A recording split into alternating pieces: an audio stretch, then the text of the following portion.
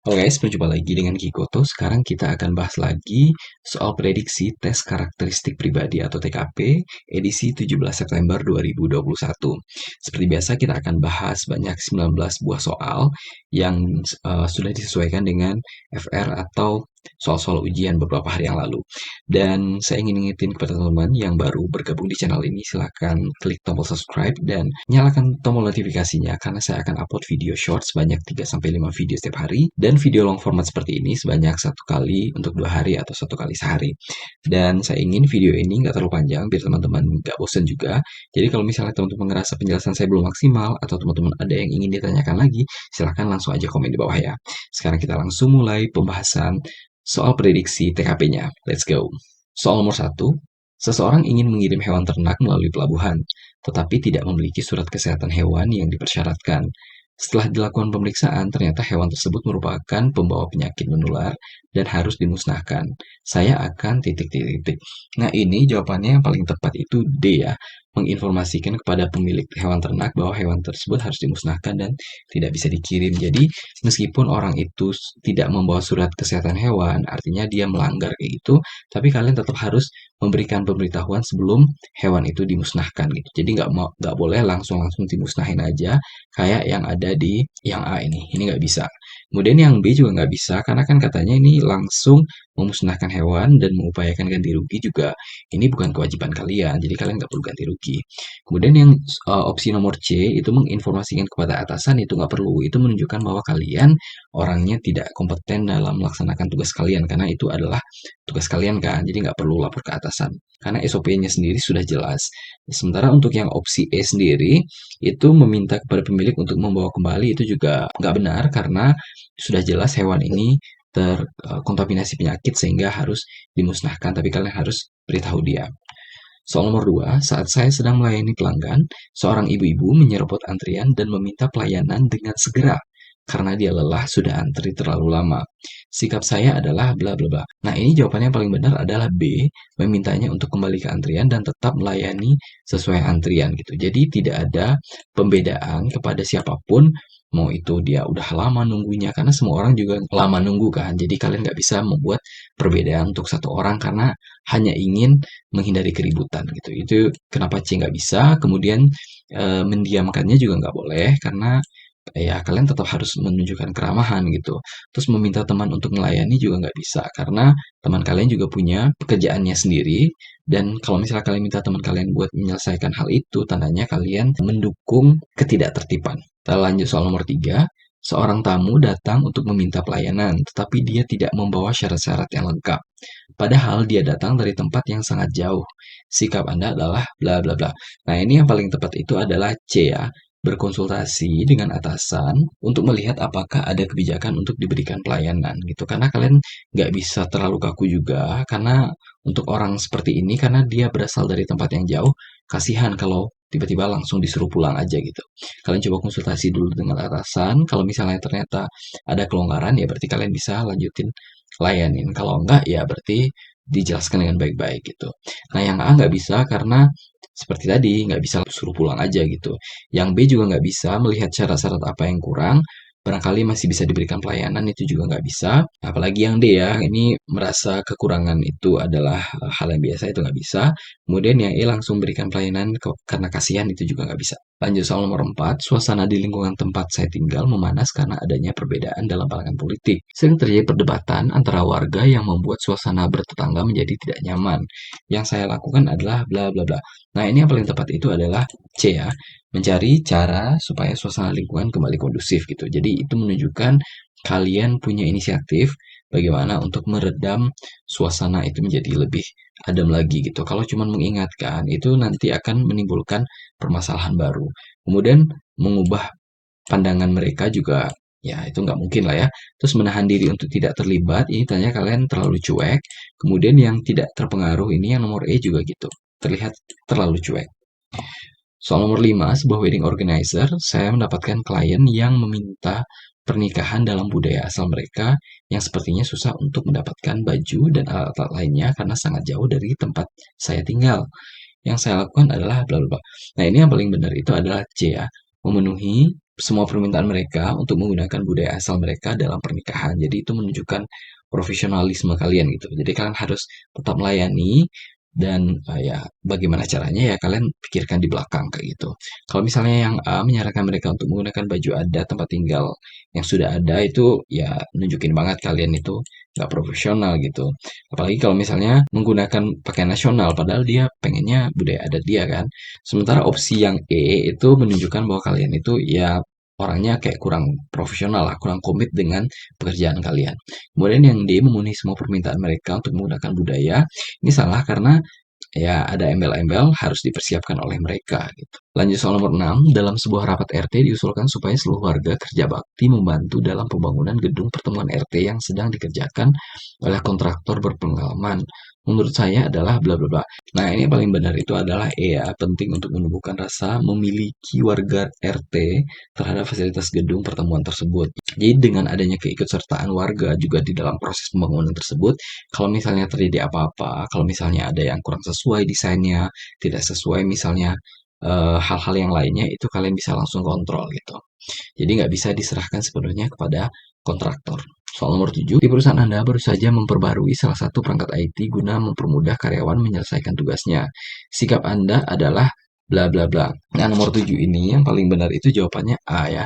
Mengajak rekan Anda untuk mencari informasi di waktu kosong. Jadi jangan mengganggu waktu kantor. Nah, yang B itu salah karena ini tidak jelas ini dilakukannya jangan-jangan di waktu jam kerja. Itu nggak bisa. Misalnya ada komputer baru gitu, terus kalian gunain waktu jam kerja untuk mencari-cari info tuh nggak bisa. Kemudian meminta orang lain juga kayaknya kurang pas ya. Kemudian yang D, mencari informasi di internet, ini nggak cukup karena kalian bisa aja cari info di tempat lain juga gitu. Jadi nggak hanya di internet.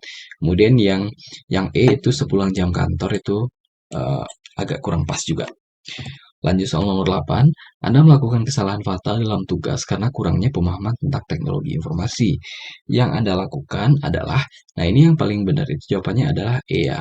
Kalian harus melapor kepada atasan dan mengikuti petunjuknya. Jadi kalian yang ini B sama C itu salah ya karena kalian mengundang ahli IT sementara yang salah tuh kan kalian sendiri. Jadi tuh nggak perlu dilakukan. Jadi kalian tinggal lapor aja. Nah, yang A mencari jalan keluar sendiri, nah ini takutnya jangan-jangan nanti nggak selesai juga masalahnya kan. Kemudian yang D juga salah karena kalian bahas dengan rekan kerja gitu. Jadi tidak memberikan solusi nantinya. Jadi lebih baik dilaporkan ke atasan, nanti bagaimana prosesnya itu bisa nunggu instruksi dari atasan kalian. Soal nomor 9, kantor tempat saya bekerja meminta laporan harian secara online. Sementara saya adalah bekerja di lapangan yang kadang terkendala sinyal untuk melaporkan kegiatan. Saya akan bla bla bla. Nah, ini yang paling benar itu adalah berusaha mencari tempat dengan sinyal bagus untuk dapat melaporkan sesuai ketentuan kantor. Jadi, jangan jadiin alasan bahwa sinyal di lapangan itu jelek, terus kalian jadi menunda mengirim laporannya. Terus juga kayak ada kata-kata kalian minta kelonggaran. Kelonggaran itu nggak bisa karena ingat peraturan tetap peraturan, jadi jangan mencoba untuk menggunakan jalur belakang. Kayak gitu ya. Lanjut soal nomor 10, Anda sedang terburu-buru pergi ke kantor karena ada rapat mendadak dengan atasan Anda, tapi Anda mendapati piring pecah di lantai dapur rumah Anda yang dapat membahayakan orang lain. Tindakan Anda adalah, nah ini yang paling benar itu, jawabannya adalah E ya. Ini kalian tutup aja dulu piring yang pecah itu, karena itu kan nanti bisa dibersihin pas pulang kantor gitu. Tapi jangan membahayakan orang lain juga dengan membiarkannya terbuka gitu kan. Jadi harus ditutup dulu, nanti kalian segera ke kantor agar rapatnya tidak tertunda. Jadi jangan beresin piring dulu karena kan yang lebih prioritas rapat dulu gitu ya. Lanjut soal nomor 11. Saya bekerja di sebuah apotek sebagai bagian penjualan. Saat apoteker belum datang, ada seseorang yang ingin membeli obat racik yang kebetulan saya tahu racikannya. Saya akan bla bla bla. Nah, ini meskipun tahu kalian nggak boleh mencoba meracik sendiri ya. Karena itu bukan wewenang kalian gitu. Jadi kalian harus menghubungi si apoteker. Tujuannya adalah agar si apotekernya tahu bahwa ada orang yang butuh obat segera. Jadi kalian harus mencoba menghubungi. Jadi jangan menunggu sampai apoteker datang tanpa memberitahu si apoteker. Takutnya apotekernya malah jadi lama gitu kan. Kita lanjut soal nomor 12. Saya adalah seorang dokter yang membuka praktik di rumah. Suatu hari datang pasien lama saya yang penyakitnya kambuh karena tidak menaati saran-saran yang saya berikan padanya. Yang saya lakukan adalah, yang paling benar itu adalah B ya. Jadi kalian menanganinya sesuai prosedur, tapi kalian harus tekankan lagi tentang saran-saran yang udah pernah kalian kasih gitu. Jadi jangan sampai diabaikan lagi gitu ya. Terus yang nomor A, menangani sesuai prosedur yang berlaku itu kurang lengkap karena nanti orangnya ngulangi lagi kesalahannya. Kalau yang C, menanyakan kenapa tidak menjalankan, itu juga kayaknya kurang pas gitu ya, membuat orang jadi nggak nyaman. Kemudian yang D juga salah, menyuruh orang ke dokter lain itu nggak benar juga. Apalagi dengan opsi E, dengan rasa sebal itu juga salah. Soal nomor 13, saya mendapatkan tawaran untuk mengembangkan usaha dengan membuka cabang restoran milik saya di kota lain. Saya akan bla bla bla. Nah, ini lebih ke optimisme kalian ya. Jadi kalau misalnya kalian ada dapat peluang bagus nih, jadi jawaban kalian yang paling benar itu adalah D, menerima dan menganggapnya sebagai peluang untuk meningkatkan brand restoran kalian. Kayak gitu ya. Jadi nggak perlu konsultasi lagi, karena itu juga bukan sesuatu hal yang perlu dikonsultasikan secara serius gitu dengan keluarga misalnya, atau kalian merasa takut, itu menunjukkan bahwa kalian kurang optimis dengan potensi kalian. Soal nomor 14, menurut saya kunci utama keberhasilan sebuah tim dalam dunia kerja adalah bla bla bla. Nah, ini yang paling benar itu adalah karena kita sebuah tim itu harus punya tujuan yang sama. Tujuan yang sama, misi yang sama gitu. Jadi yang paling benar itu jawabannya adalah E, kesamaan visi dan misi antara anggota tim gitu. Jadi nggak cuma bekerja keras, kalau misal kerja keras aja tapi visinya satu ke kiri, satu ke kanan, itu nggak bisa gitu ya. Kemudian semangat bersama juga ya, ya semangat-semangat aja, tapi tujuannya sama nggak gitu kan. Soal nomor 15, menurut saya cara paling mudah yang dapat dilakukan untuk mendapatkan jaringan kerja baru yang berkompeten adalah bla bla bla. Ini berkompeten ya. Jadi ini gampang lah. Ini jawabannya C ya.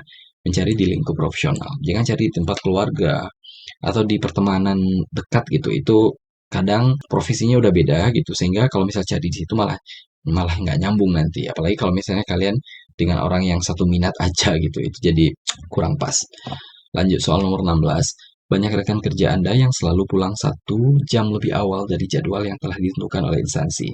Yang Anda lakukan adalah, jadi ini yang paling benar itu adalah kalian harus melapor kejadian tersebut kepada pimpinan C, gitu ya. Jadi kalian nggak perlu menegur karena itu malah membuat suasana kerja menjadi nggak bagus gitu. Itu yang pertama. Kemudian juga kalian menegur, belum tentu mereka akan mendengarkan kalian.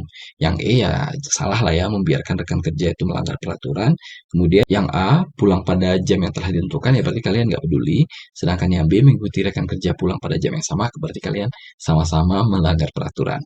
Lanjut soal nomor 17, seorang teman dekat saya tiba-tiba meminta bantuan saya untuk menjualkan sebuah laptop yang tidak jelas asal-usulnya dan menjanjikan komisi yang besar pada saya. Jadi kita ditanyain kita mau ngapain nih. Jadi yang paling benar itu adalah B, menolaknya dengan menjelaskan alasan yang jelas gitu ya. Jadi kalian nggak boleh jualin, atau kalian tiba-tiba musuhin dia tuh nggak boleh nih, kayak opsi A nggak boleh. Kemudian membantunya, tapi untuk pertama kali juga nggak boleh, karena kalian udah jelas itu salah kan. Kemudian karena alasan teman dekat juga salah. Kemudian mempertimbangkan risikonya, jadi oportunis lah.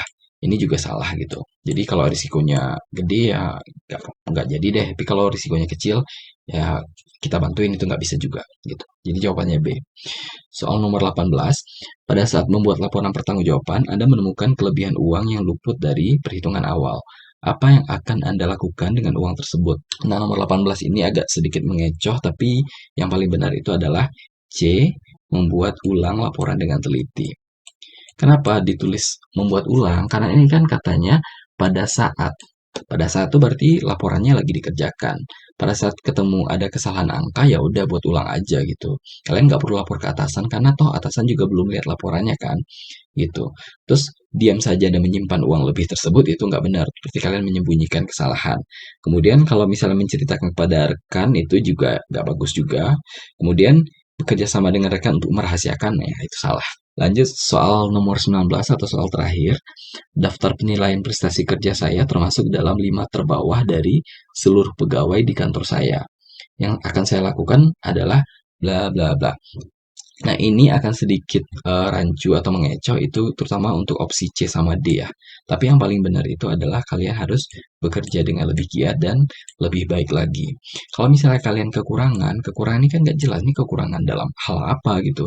Jangan kekurangan yang bukan terkait prestasi kerja gitu kan. Jadi jawabannya itu harus C.